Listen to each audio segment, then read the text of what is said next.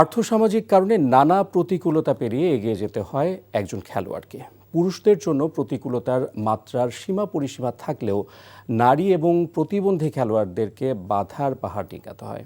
এমন নিষ্ঠুর বাস্তবতা পেছনে ফেলে দেশীয় এবং আন্তর্জাতিক পরিসরে ক্রীড়ার সাফল্য কম নয়।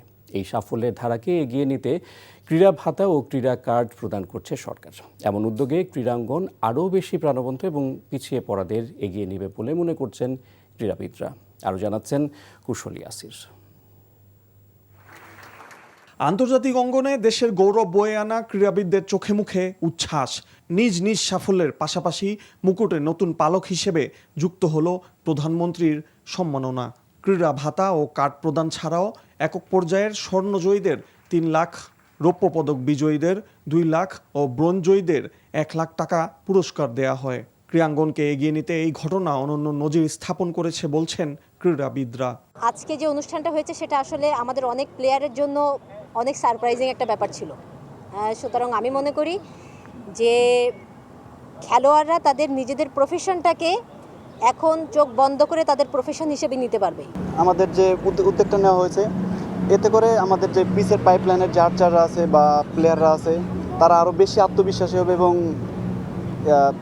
সামনের দিকে আগানোর চেষ্টা করবে। ব্যাডমিন্টন, টেবিল টেনিস থেকে বিশেষ চাহিদা সম্পন্ন ক্রীড়াবিদদেরও এই সম্মাননার আওতায় আনা হয়। আমাদের সিজনের দিকে আর তাকাতে হবে না, কারণ এত বড় একটা সম্মাননা দিয়েছে, আজকে এত বড় একটা ইনিশিয়েটিভ নিয়েছে মান্থলি আমাদেরকে দেওয়ার জন্য। তো আমরা অনেক খুশি। নিচু পর্যায়ে যারা আছে এখনও খেলা শুরু করছে, তাদের জন্য খুবই ভালো হবে এবং তাদেরকে আরও উৎসাহ বাড়াবে।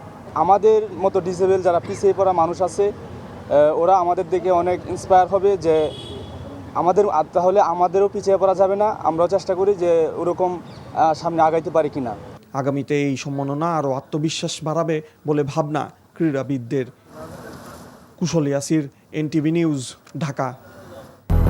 200-র বেশি সার্ভিস ও ফিচারে লেনদেনের সব বিকাশ অ্যাপে সম্ভব।